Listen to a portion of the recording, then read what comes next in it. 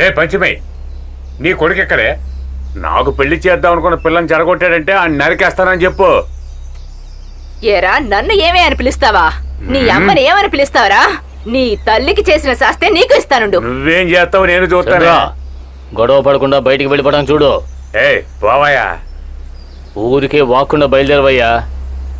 అరుణకి తెలిసిందే అనుకో, పీకుతాడు. మీరాడికి తొత్తులే కదా, ఎలాడయ్యా? పోవయ్యా, పో వెళ్ళు. చంద్ర, మందు కొట్టావే అనుకో, ఒక మూలకెళ్ళి ముడుచుకుని పడుకోవాలి, అంతేగాని ఇలా వాక్కూడదు. ఇలా చూడు చంద్ర, 2 చేతులు కలిపితేనే చప్పట్లు వస్తాయి. ఒక్కరు తప్పుకున్నా అనుకో, సమస్య ఉండదు. పంచమి ఉంది కదా, తను నా కడుపున పుట్టకపోయినా కన్న కూతురు కంటే ఎక్కువ. తనకి కోపం వచ్చిందే అనుకో, పోరా నువ్వు, వెళ్ళరా. తమ్ముడు చంద్ర, నాకు ఒక 100 మిల్లీ ఇవ్వవా? నువ్వు బయలుదేరవయ్యా. 100 మిల్లీ కాదు, చుక్క సారా కూడా ఇవ్వను. అరే, నేను సంపాదించిన డబ్బు అంతా తీసుకొచ్చి ఈ సారా కొట్లోనే కదరా ఖర్చు పెడతాను, నన్ను నమ్మరా? ఊరికే ఇస్తున్నావా? సరుకేస్తే కదా ఇస్తున్నావు. ఎవర్రాదే? మా ఇంటికి వచ్చి మా అమ్మని బెదిరిస్తావరా?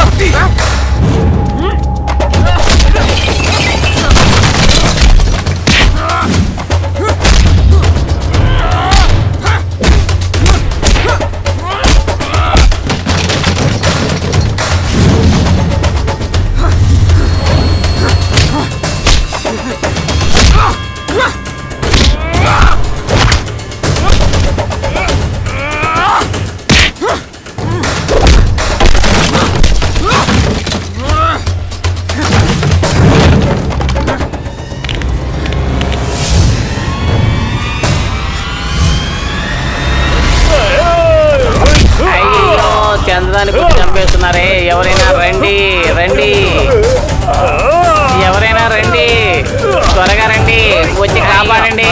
వదులు, రే నీకేనా చెప్పేది? అయ్యో అయ్యో, నన్ను చంపేస్తున్నాడు బాబోయ్. రే నన్ను చేయరా, రే ఆగరా.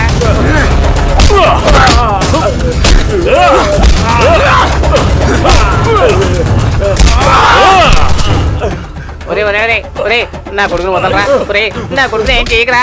పుణ్యం రామా.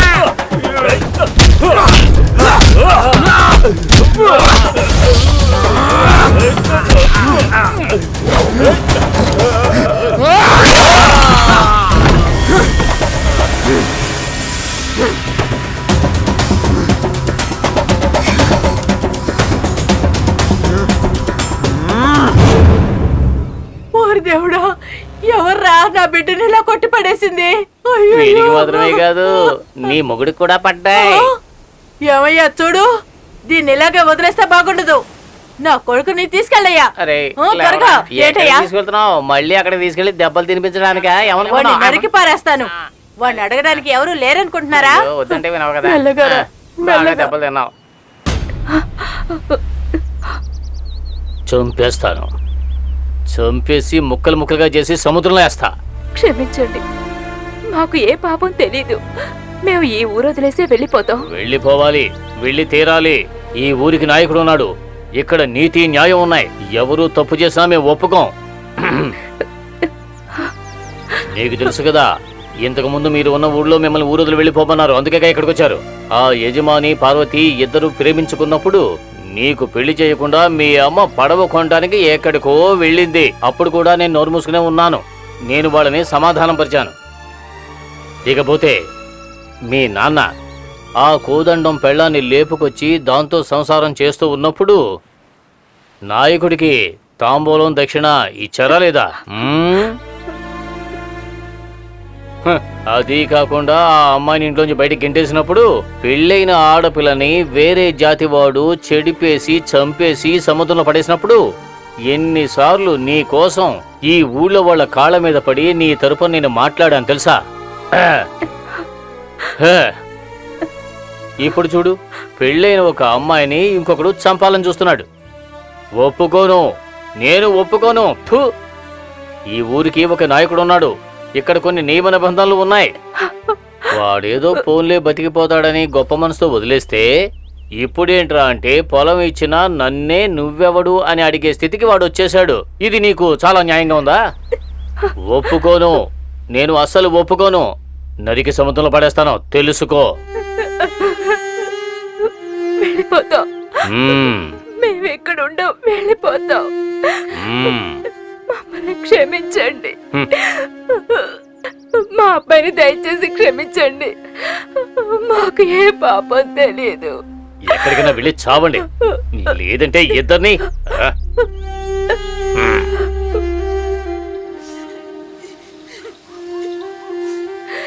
గుప్పట్లో ప్రాణాలు పెట్టుకొని ఈ ఊర్లో ఉండటం నా వల్ల కాదురా. నువ్వు కనుక వేరే ఊరికి రాకపోయావంటే తెల్లారేసరికల్లా నేను ఆ సముద్రంలో పడి చచ్చిపోతాను. మనం ఎక్కడికి వెళ్ళాలమ్మా? ఎక్కడికో చోటుకు వెళ్దాం. ఈ ఊర్లో ఒక్కటే సముద్రం లేదు కదా. విశాలంగా ఉన్న ఈ సముద్రపు తల్లి నా కొడుకుని ఎక్కడున్నా చక్కగా రక్షిస్తుంది. అలా వెళ్ళిపోవాలనుకుంటే వెళుతూనే ఉంటాం. ఇంటిని ఊరిని వదిలేయడానికి మనం ఏం తప్పు చేశాం? తప్పు చేయకపోయినా మనం కష్టాలు భరించాల్సిందే. నేను నా ప్రాణాలతో ఉన్నంత వరకు నా కొడుకుని చూస్తూనే ఉండాలి. పొరపాటున నీకేదైనా అయితే నేను ప్రాణాలతో ఉండలేను. నిన్ను చిన్నప్పుడే మీ అమ్మ నా చేతుల్లో పెట్టి తను చనిపోయింది బాబు.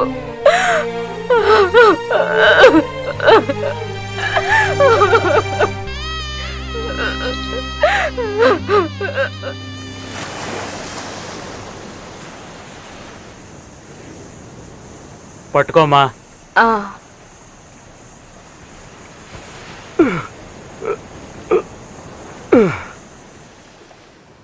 అలా మేము ఈ ఊరికొచ్చేసాం.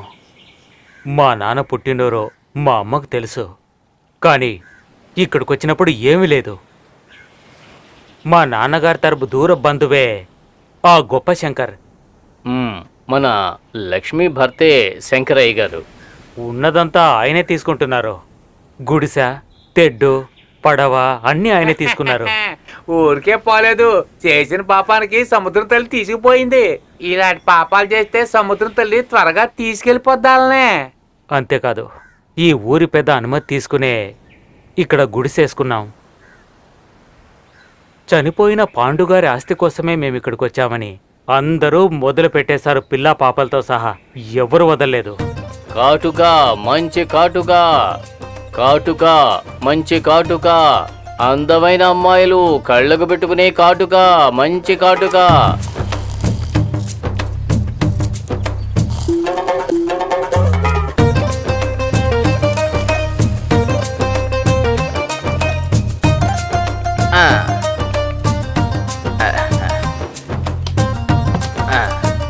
ఏం మస్తాన్, మంచి నిద్ర. ఇలా చూడు. సలాం అలేకుం. అలేకుం సలాం. నేనేమనుకున్నానంటే నువ్వు ఈ కాడు వ్యాపారం మానేసి సెటిల్ అయిపోయావో అనుకున్నాను. ఇటువైపు వచ్చి చాలా రోజులైనట్టుంది. ఈ ఊళ్ళో చేపల పెంపకం తక్కువైపోయింది కదా. నిజమే నిజమే. మస్తాను, ఎవరు ఈ అమ్మాయి? తనా నా కొత్త పెళ్ళాం కూతురు. అది పెరిగి పెద్దదైన తర్వాత నేనే పెళ్లి చేసుకోబోతున్నా.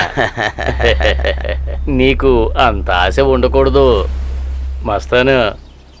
నీకో విషయం చెప్పనా? ఈ అందమైన అమ్మాయి వల్ల నీకు అదృష్టం కలిసి వస్తుంది, తప్పకుండా వస్తుంది. ఈ మధ్యకాలంలో నేను అరేబియన్ స్టేట్లతో చాలా కనెక్షన్లు పెంచుకున్నాను. వాళ్ళు ఎందుకోసం ఇక్కడికి వస్తున్నారో తెలుసా?